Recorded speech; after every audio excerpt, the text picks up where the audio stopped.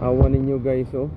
So tanawa gikan diha alas 4 sa kadlaw, napuno na daw, naabot na daw tubig dito sa may akasya, nangahurot na naanto na dito sa tumoy. Oh, ta wipe out yung tawon sila, oh. Kaning mga balaya. Sus, kaita. Tanawa ninyo. Sus, doon nga tawon ninyo. Grabe ka. Sug sa baha, oy. Sus. Oh, naabot pa dito ang baha, oh. Sus, nangahurot ang balay, oh. Katong balay dito sa tumoy, oh, tanawa, oh.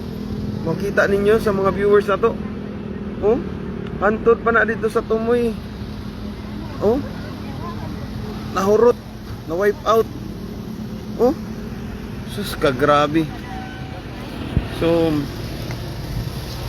hopefully kuan sa hangin, pero ang baha mo'y ni kunis-kunis sa ilang mga panimalay. Oh, nang liki na ta. Waag yun ay tabunan yun tanan. Hopefully nga wala ratay na nga kuan ani. Sus, krabiha day diri, oh. Talisay niya padong ni Cebu City South Medical Center nya LTO right.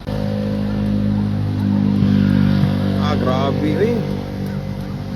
Alas 4 pa daw sa kadlawon ang tubig na daw diri dapita kanang nga diha.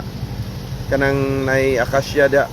Munang nahurot yun sila og ka nabanlas yun ba. Ngay linog. Linog ang yawan ta ni da kay uyog-uyog ang bridge, naami diri sa bridge. So dara.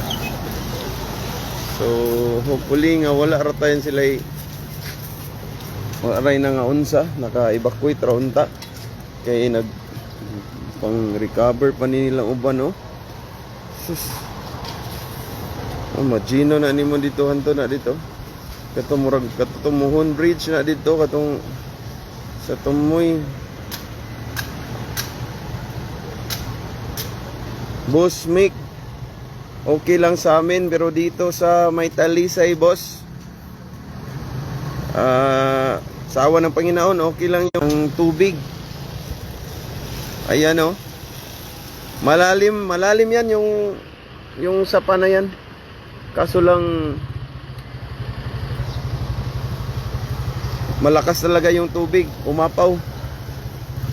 Nasira yung fire, ano yan, yung riprap nila dyan, oh. Nasira. Yung flood control nila, nasira. Yun. Ganyan kalakas.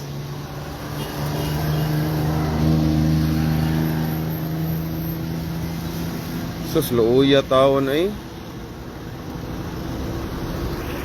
La verde de nidi. Sus, luuya tawon, no. So dara nata rin sa kilid, ha, nata kilid sa bridge. Kay ganina dito man ta sa kilid sa Mananga. Karon lahi na sa Talisay ka pa ni.